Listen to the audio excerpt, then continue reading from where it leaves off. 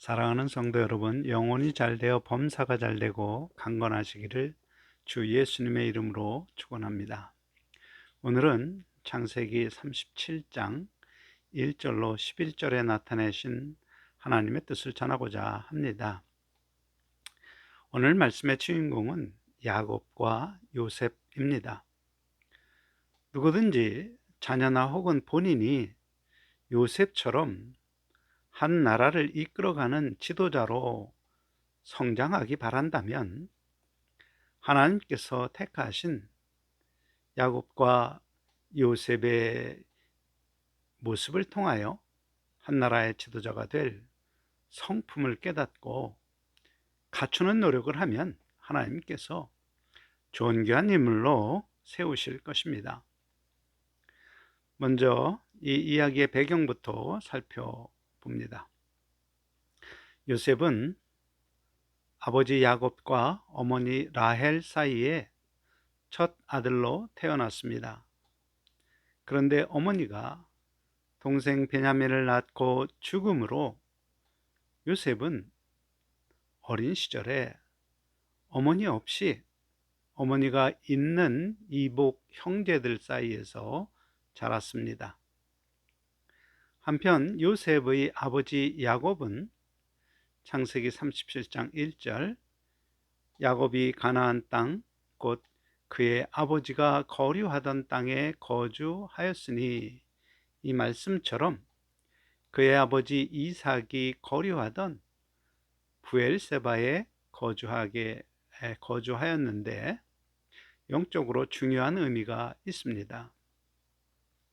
부엘세바에 거주 전 야곱은 세겜 땅에 거류하다 재난을 당한 후 잊었던 서원을 기억하고 베델로 와서 서원 약속을 지키자 하나님은 한 백성들의 충해가 내게서 나오고 왕들이 내 허리에서 나오리라 축복하시며 동시에 창세기 35장 12절에 내가 아브라함과 이삭에게 준 땅을 내게 주고 내가 내 후손에게도 그 땅을 주리라 약속하셨습니다.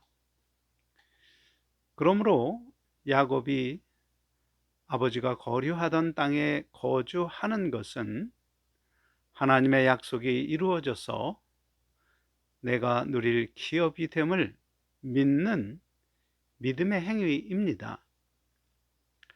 영적으로 약속의 땅은 바로 성경에 기록된 하나님의 약속입니다.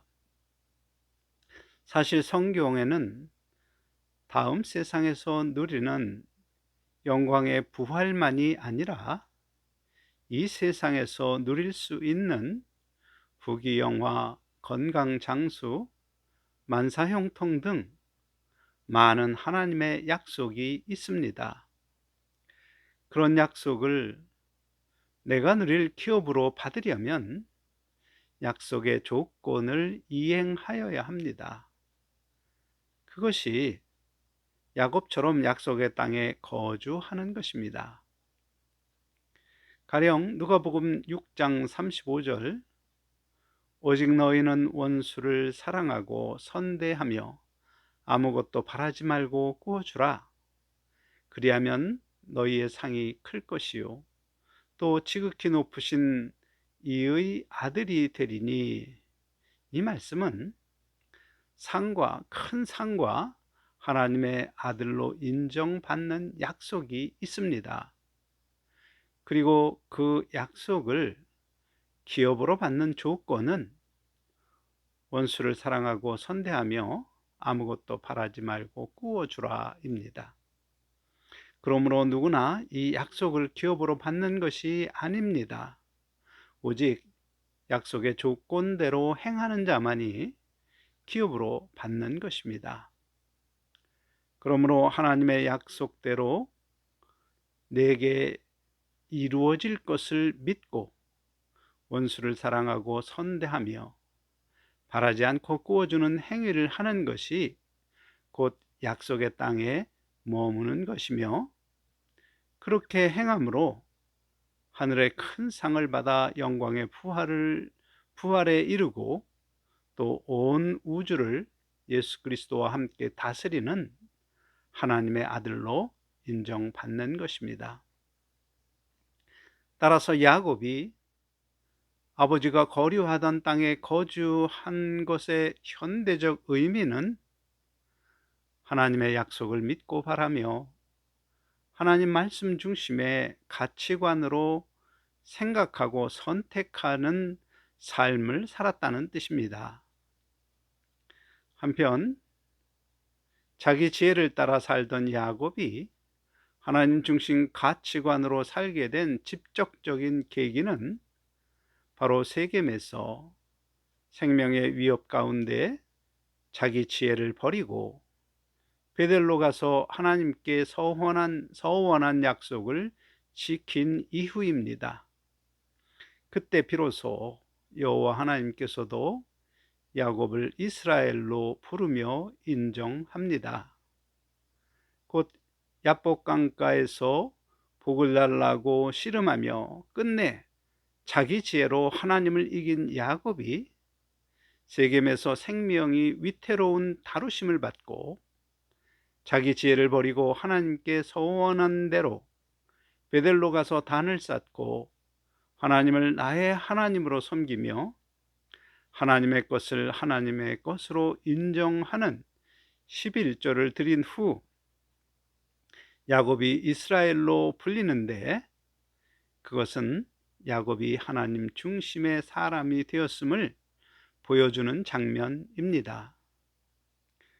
그러한 야곱은 11번째 아들로 태어난 요셉이 어려서 어머니가 죽는 아픔을 겪자 그에게 다른 자녀들보다 더 관심과 사랑을 베풀었습니다.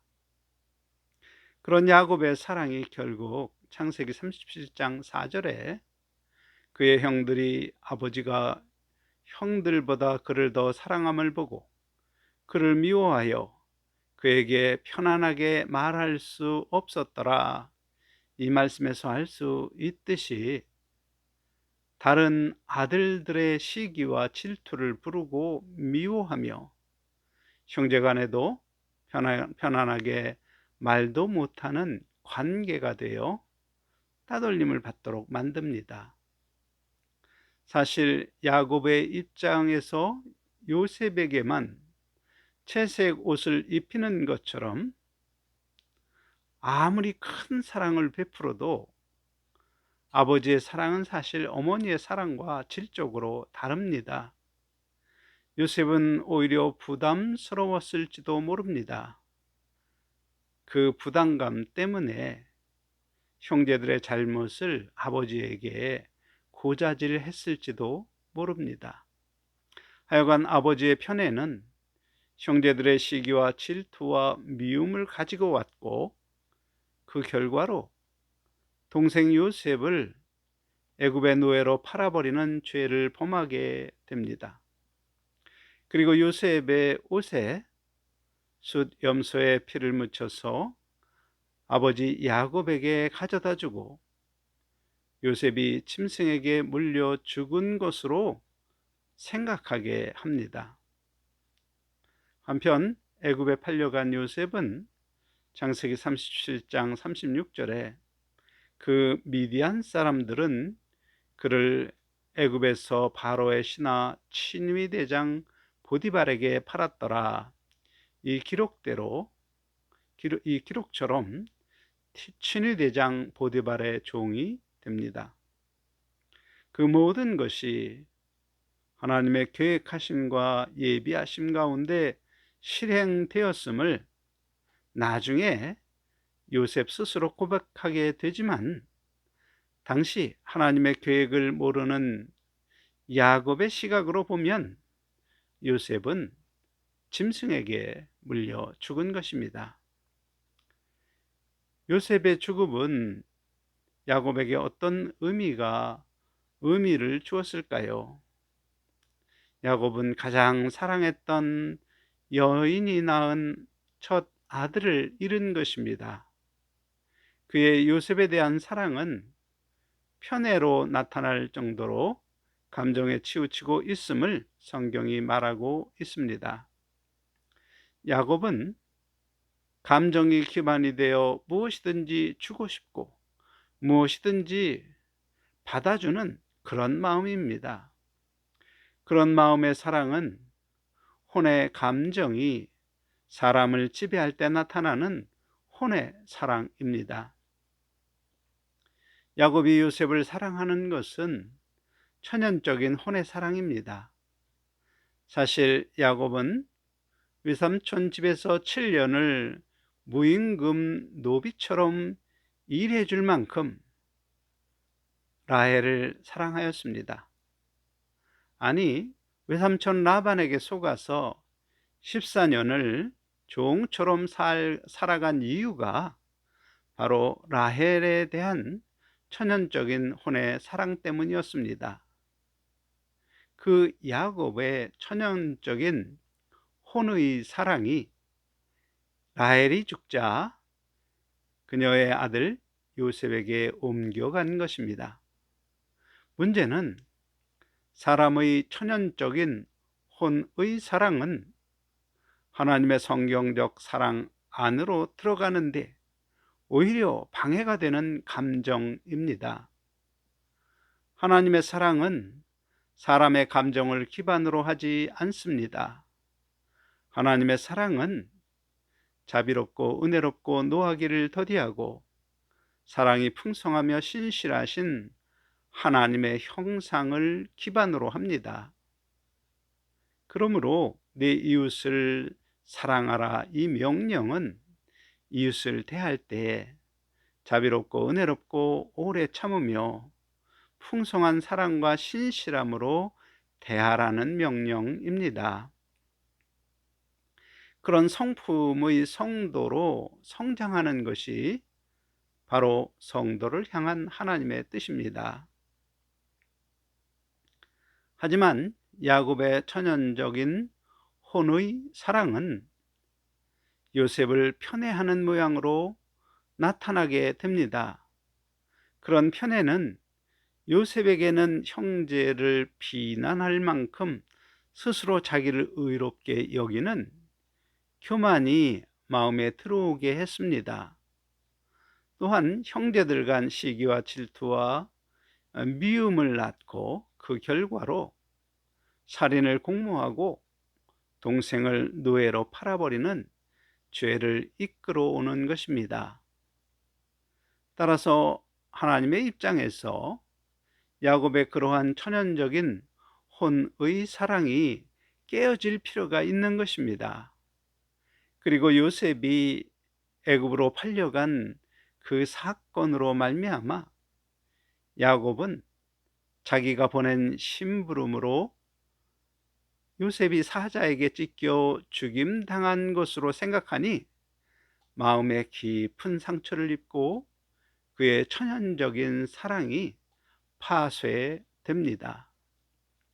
한편 창세기 37장에서 요셉이 꿈을 꾼 이야기와 아버지의 심부름을 갖다가 형들에게 배신당하고 살려달라고 애원하는 요셉이 애굽 상인들에게 팔려가는 가슴 아픈 이야기는 야곱과 요셉의 형제들 시각으로 전개됩니다. 주인공인 요셉의 시각은 나와 있지 않습니다. 그러나 나중에 총리가 된 요셉이 다시 형들을 만나는 과정에서 이 이야기에 대한 요셉의 시각을 알 수 있습니다. 이러한 가슴 아픈 이야기 속에는 하나님이 한 나라의 지도자를 만들어가는 영적 비밀이 담겨 있습니다. 오늘날 많은 부모님이 자녀가 요셉과 같이 청명하고 귀하게 쓰임받기를 하나님 앞에 간구하는 것을 봅니다. 그런데 그렇게 하나님 앞에 좋은 귀한 자로 쓰임받기 전에 하나님께서 지도자의 품성을 갖추도록 다루셨다는 사실은 모르고 있는 경우가 대부분입니다. 먼저 요셉은 어머니의 사랑을 듬뿍 받고 자랐지만 어머니를 일찍 여의게 됩니다. 그리고 이복 형제들과 성장하며 아버지의 총애를 받지만 그 사랑으로 인하여 형들을 고자질하는 스스로 의로운 교만한 사람이 됩니다. 그렇게 형성된 성품으로 그는 형제들로부터 배신을 당하고 종으로 팔려서 온갖 억울한 일을 당하게 됩니다. 그러나 영적으로 보면 그 모든 것이 하나님이 요셉을 한 나라의 총리로 키워가시는 과정임을 알아야 합니다. 한 나라의 성공하는 총리로서 나라의 살림을 맡아 관리하는, 처리하는 행정 능력은 하루아침에 꿈을 잘 해석했다고 되는 것이 아닙니다. 먼저 그의 모든 천연적 성품이 하나님의 다름을 받아서 파쇄되고 하나님의 형상이 담긴 성품으로 변화되는 성숙과 또 세상 이치와 이를 효율적으로 아는 성장이 있어야 가능합니다.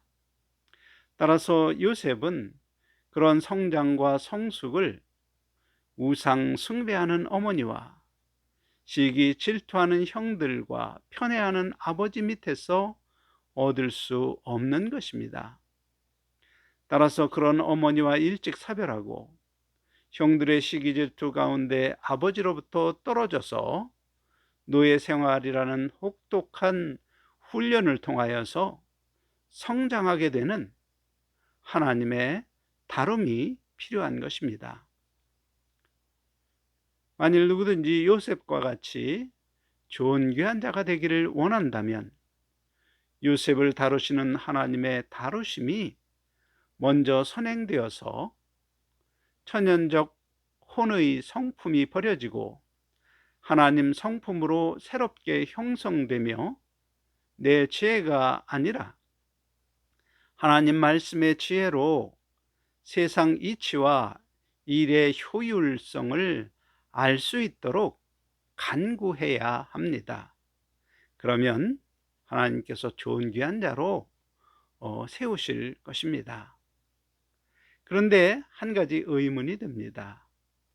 하나님은 야곱의 12자녀 중에서 왜 요셉을 선택하셨는가? 하나님이 선택한 요셉의 성품을 알 수 있는 말씀이 있습니다. 창세기 37장 13절, 이스라엘이 요셉에게 이르되 네 형들이 세겜에서 양을 치지 아니하느냐? 너를 그들에게로 보내리라. 요셉이 아버지에게 대답하되 내가 그리하겠나이다. 이 말씀에 요셉이 아버지의 명령을 이해할 때 두 가지 방면으로 가능합니다.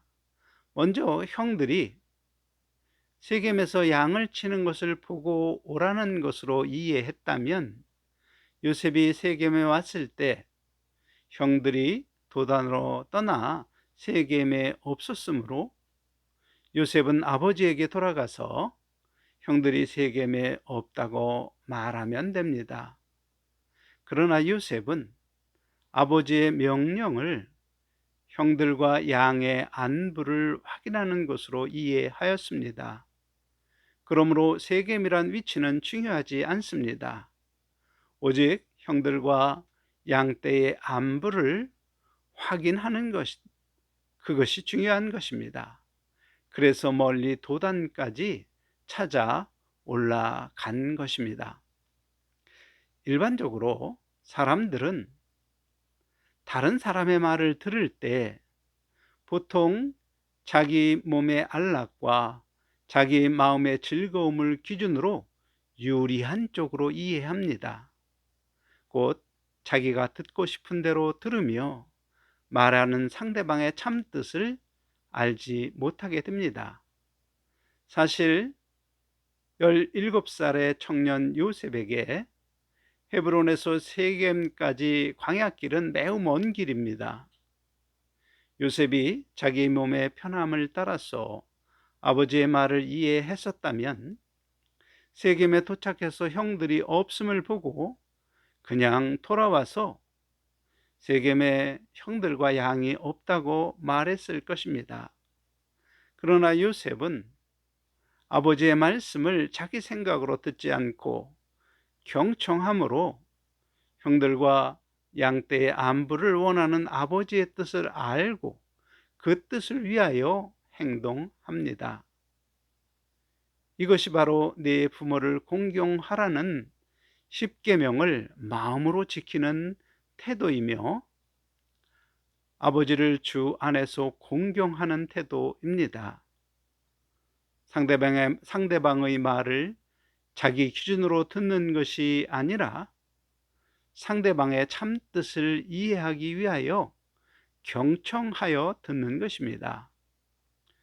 요셉의 경청하는 기본 태도는 나중에 한 집안을 관리하는 집사로 또 감옥의 모든 행정을 돌보는 전옥으로 그리고 한 나라를 경영하는 총리로 쓰임받는데 중요한 덕목입니다.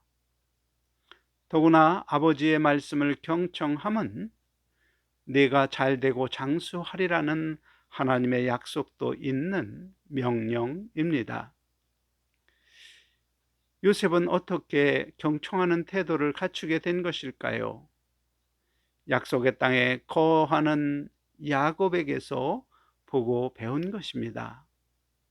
야곱은 요셉이 꿈을 이야기할 때 마음에 두었다고 성경이 기록된 것을 보아 야곱은 어린 아들의 엉뚱한 말도 경청한 것입니다.